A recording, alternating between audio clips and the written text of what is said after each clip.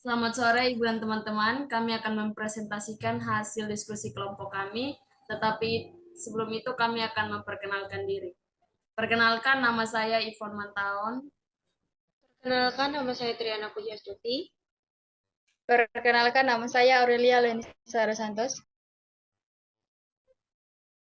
Perkenalkan, nama saya George Busudar Joshua Hajo. Saya Weli Janwati Suek. Selanjutnya, kita akan masuk ke materi. Di sini ada 3 materi yang akan dibahas. Yang pertama, kekongruenan. Yang kedua, aplikasi kekongruenan. Dan yang ketiga, teori Wilson. Kita masuk di materi yang pertama, kekongruenan. Definisi kekongruenan. Definisi 5.1, jika M suatu bilangan bulat positif, maka A kongruen dengan B modulo M, bila M membagi A kurang B. Jika M tidak membagi A kurang B, maka dikatakan bahwa A tidak kongruen dengan B modulo M. Teorema 5.1, A kongruen dengan B modulo M, bila dan hanya bila ada bilangan bulat K, sehingga A sama dengan M dikali K tambah B. Teorema 5.2, setiap bilangan bulat kongruen modulo M dengan tepat 1 di antara 0, 1, 2, 3, sampai M kurang 1. Definisi 5.2, jika A kongruen R modulo M dengan R besar sama dengan 0, kecil M, maka R disebut residu terkecil dari A modulo M. Untuk kekongruenan residu terkecil ini, 0, 1, 2, 3, sampai M kurang 1, disebut himpunan residu terkecil modulo M. Definisi 5.3, himpunan bilangan bulat R1, R2, R3, sampai Rm, disebut sistem residu lengkap modulo M, bila setiap elemen kekongruenan modulo M dengan 1 dan hanya 1 dari 0, 1, 2, sampai M kurang 1. Berikut sifat kekongruenan. Jika M, A, B, dan C adalah bilangan-bilangan bulat dengan M positif, maka yang pertama sifat refleksi. A kongruen A modulo M. Sifat yang kedua adalah sifat simetris. Jika A kongruen B modulo M, maka B kongruen A modulo M. Yang ketiga, sifat transitif. Jika A kongruen B modulo M dan B kongruen C modulo M, maka A kongruen C modulo M.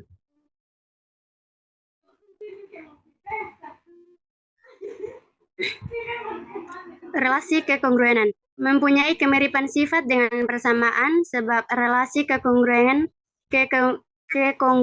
dapat dinyatakan sebagai persamaan, yaitu A kongruen B modulo M sama artinya dengan A sama dengan B ditambah K dikali M untuk suatu bilangan bulat K.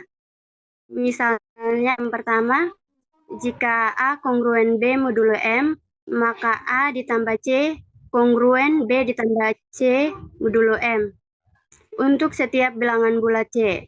Yang kedua, jika A kongruen B modulo M, maka A dikali C modulo B dikali C, maka A dikali C kongruen B dikali C modulo M untuk setiap bilangan bulat C. Berikut teorema 5.4 menyatakan jika A kongruen B modulo M dan C kongruen D modulo M, maka A tambah B kongruen B tambah D modulo M. Teorema 5.5, jika A kongruen B modulo M dan C kongruen D modulo M, maka AX tambah CY kongruen dengan BX tambah DY modulo M untuk setiap bilangan bulat X dan Y. Berikut sifat kanselasi atau sifat kanselasi atau sifat penghapusan, yaitu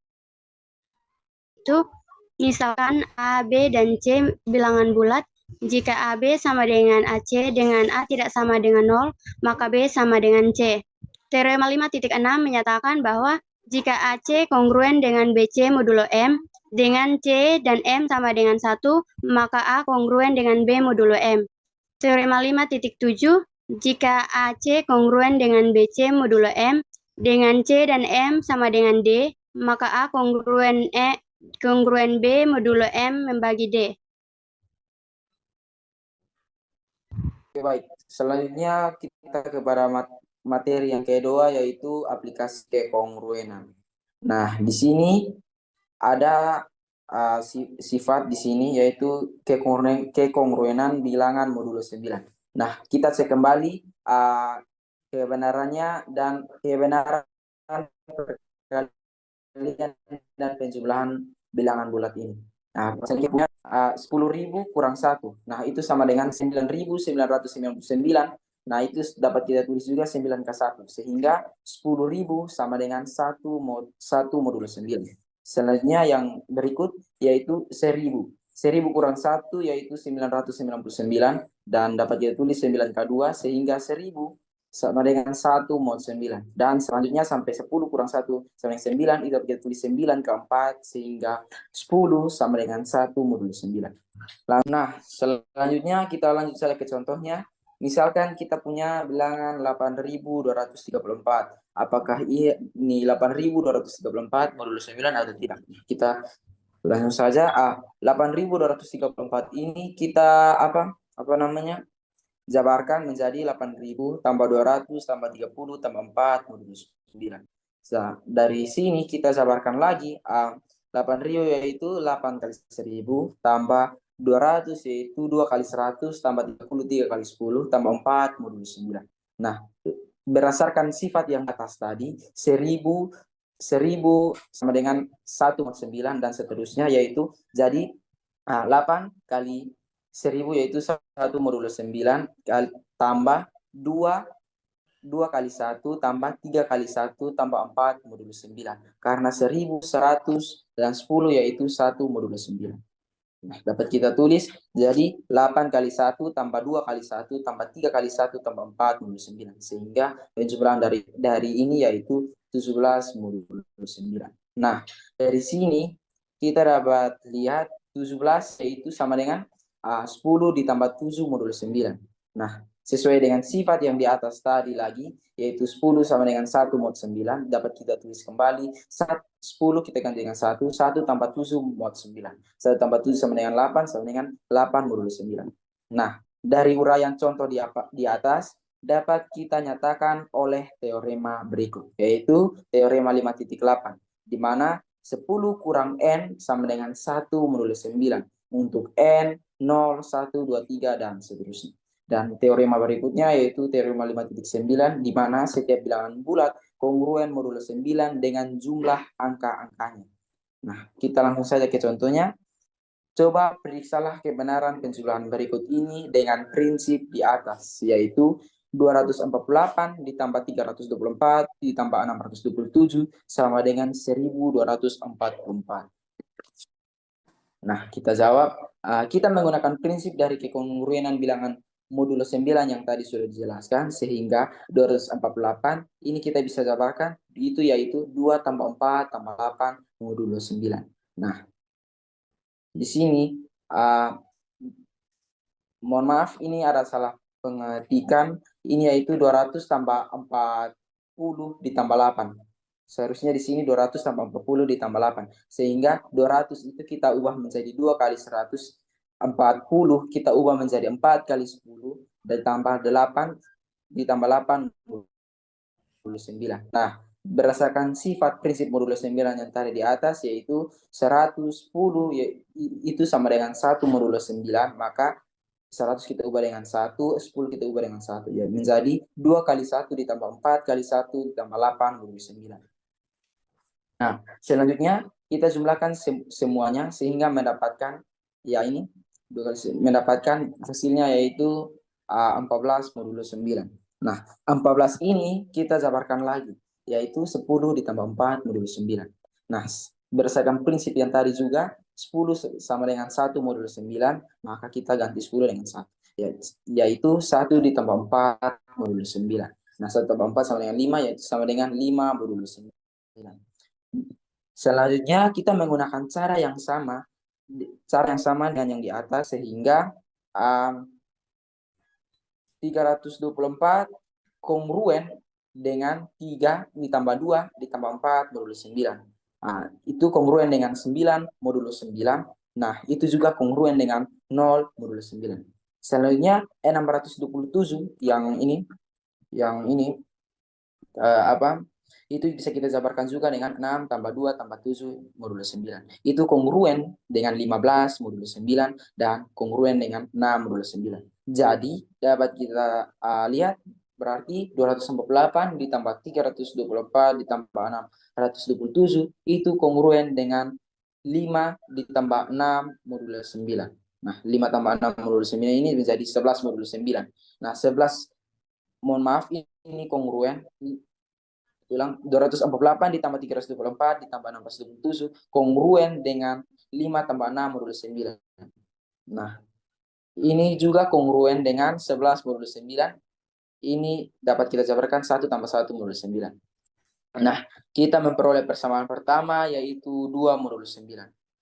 Yang berikut, yang bagian kanannya 1244, itu kita jabarkan lagi. 1244 itu kongruen dengan 1 ditambah 2 ditambah 4 ditambah 4. Itu sesuai dengan sifat yang tadi sudah dijelaskan. Nah, ini mendapat penjumlahannya yaitu 11 modulo, kongruen dengan 11 modulo 9. Nah, ini juga kongruen dengan 2 modulo 9. Itu sama seperti ini. Nah, sehingga kita mendapatkan persamaan 1 dan persamaan 2. Nah, dari kekongruenan pertama dan kedua, berarti kita dapat menyimpulkan bahwa 248 ditambah 324 ditambah 627 sama dengan 1244 benar. Sifat selanjutnya yaitu jika A kongruen dengan B modulo M dan C kongruen dengan D modulo M, maka A dikali C kongruen dengan B dikali D. Nah, coba kita perhatikan contoh berikut yang ini. 10 ditambah 11 sama dengan 30. Nah, perlu kita ketahui bahwa 30 itu kongruen dengan 3 modulo 9 dari sifat di atas. Nah, maka 10 ditambah 11 sama dengan 30. 10 ditambah 11 itu kongruen dengan 3 modulo 9. Menurut cara pemeriksaan di atas, maka 10 ditambah 11 sama dengan 30. Itu benar, tetapi kita ketahui bahwa 10 ditambah 11 sama dengan 30 merupakan itu jawaban yang salah. Nah, kesimpulan dari contoh di atas yaitu kekongruenan modulo 9 digunakan untuk menguji keterbagian suatu bilangan bulat oleh 9. Suatu bilangan terbagi oleh 9 apabila dan hanya bila sisa pembagian itu 0. Nah, kongruen dengan A modulo 9 apabila dan hanya bila N dan A masing-masing mempunyai sisa yang sama jika dibagi 9. Jadi, jika N kongruen dengan A modulo 9, maka N terbagi oleh 9 apabila dan hanya bila terbagi oleh 9. Padahal N kongruen modulo 9 dengan jumlah angka-angkanya.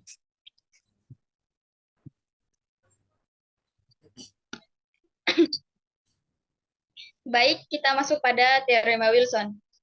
Di sini setiap bilangan prima P membagi P kurang 1 faktorial ditambah 1, di mana N faktorial adalah notasi faktorial untuk 1 kali 2 kali 3 sampai dengan kali N.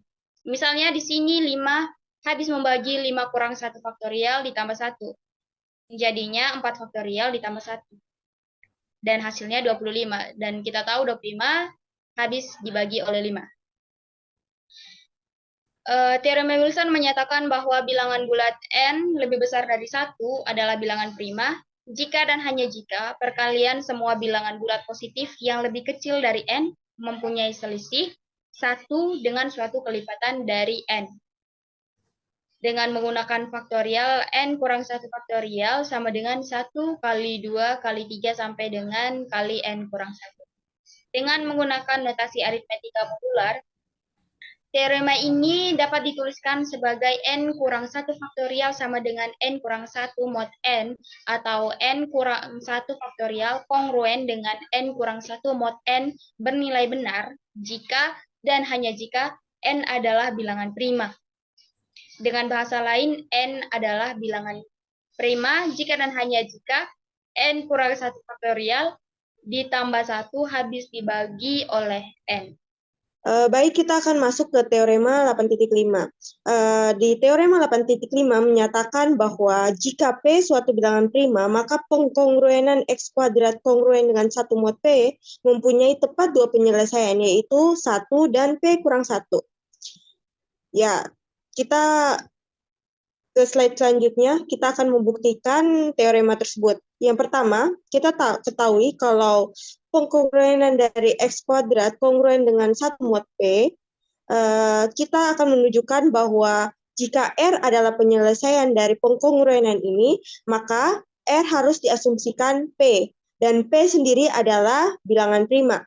Yang pertama-tama, kita mulai dengan penyelesaian R, yang memenuhi X kuadrat kongruen dengan 1 mod P. Yang kedua, kita mengalihkan kedua ruas dengan R kurang 1 yang menghasilkan R kuadrat dikurangi 1 kongruen dengan 1 mod P. Kita tahu sendiri bahwa R kuadrat dikurangi 1 itu sama dengan R tambah 1 dikali R kurang 1. Karena pengkongruenannya berlaku P, jadi kita harus membagi R plus 1 dan R plus 1 dikali R kurang 1. Karena P adalah bilangan prima, maka P adalah faktor dari R tambah 1 atau P adalah faktor dari R kurang 1. Karena bilangan prima hanya memiliki faktor 1 dan dirinya sendiri. Jadi kita memiliki dua kemungkinan. Yang pertama, P membagi R plus 1 yang berarti R plus 1 kongruen dengan 0 mod P, atau P R kurang 1 yang berarti R kurang 1 kongruen dengan 0 mod P. Dengan kata lain, kita memiliki dua pengkongruenan, yaitu R kongruen dengan min 1 mod P atau R kongruen dengan 1 mod P.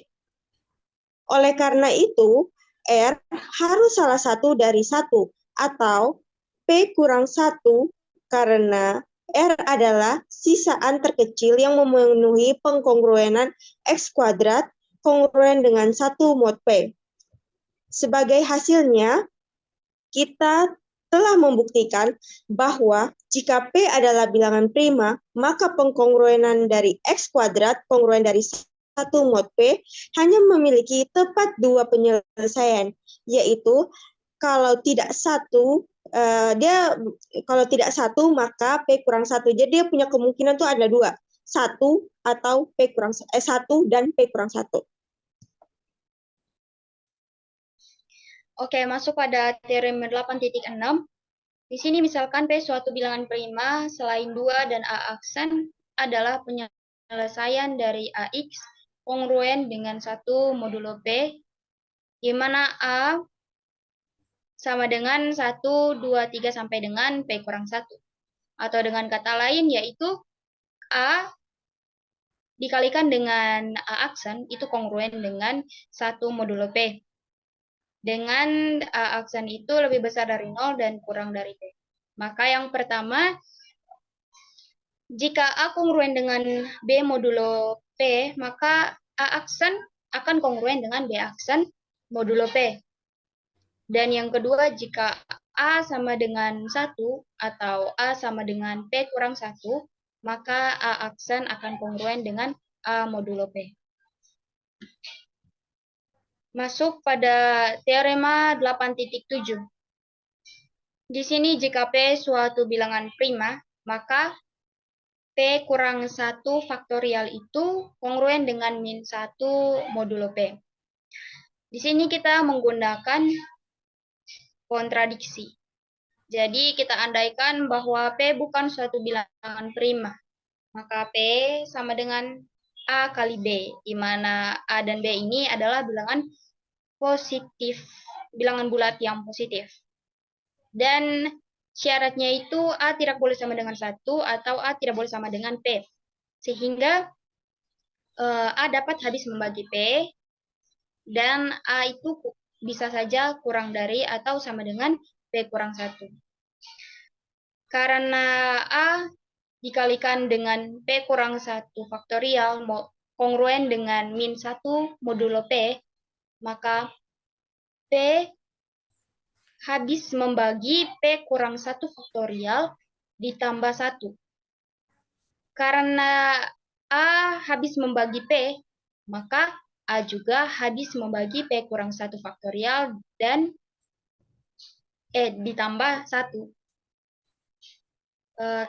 Juga karena A kurang dari atau sama dengan P kurang 1, maka A merupakan salah satu faktor dari P kurang 1 faktorial, sehingga A dapat habis membagi P kurang 1 faktorial.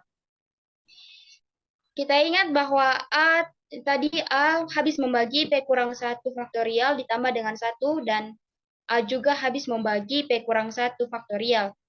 Maka otomatis A habis membagi 1. Terjadi suatu kontradiksi karena A tadi tidak sama dengan 1, sehingga pengandaian tidak benar. Jadi jika diingkari kembali, jadi tidak benar. Karena pengandaiannya tidak benar, maka diingkari kembali menjadi benar. Jadi P adalah suatu bilangan prima. Baik, kita akan masuk ke contohnya. Contoh ini diambil juga dari teorema 8.7.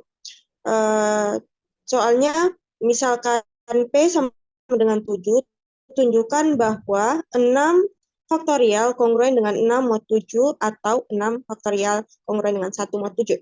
Yang pertama, perlu kita perhatikan kalau kita tunjukkan 2 kali 4 itu kan sama dengan 1 mod 7 kan. 2 kali 4, 8. 8 dia itu kongruen dengan 1 mod 7. Dan 3 kali 5 itu kongruen 1 mod 7. Kemudian kita bisa mengalihkan bilangan dari 2 hingga 6, yaitu 2 sampai 6, yaitu 2 kali 3 kali 4 kali 5 kali 6 itu sama dengan 720. Dan dari sini kita ketahui kalau 720 itu dia punya hasil itu sama dengan kongruen dengan 6 mod 7. Jadi 6 faktorial itu kongruen dengan 6 mod 7 atau ditulis dengan 6 faktorial kongruen dengan min 1 mod 7. Slide selanjutnya. Contoh 8.14 ini sama dengan contoh 8.12. Yang pertama kita harus mencari bilangan apa yang dia dikali, dia punya hasilnya itu kongruen dengan min 1 mod 19. Dan seterusnya hingga kita mendapatkan hasil di atas. Untuk kita masuk ke definisi 8.1. Definisi 8.1 kita ketahui bahwa suatu kekongruenan berbentuk AX kuadrat ditambah BX tambah C itu kongruen dengan 0 mod M. Dengan A kongruen 0 mod M dinamakan kekongruenan kuadrat. Teorema berikut dapat digunakan untuk menyelesaikan pengkongruenan kuadrat.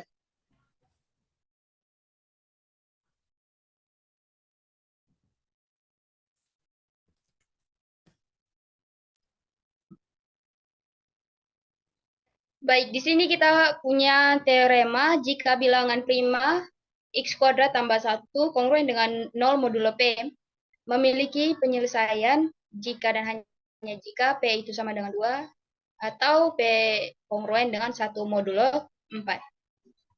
Oke, dari teorema 8.8 tadi, di sini ada contoh soal selesaikan kongruen X kuadrat tambah 1 kongruen dengan 0 modulo 13. Yang pertama, karena bilangan prima P sama dengan 13 berbentuk 4K tambah 1, maka kongruenan tersebut mempunyai penyelesaian 13 kurang 1 dibagi dengan 2 faktorial sama dengan 6 faktorial sama dengan 6 faktorial itu sama dengan 720. 720 itu kongruen dengan 5 modulo 13.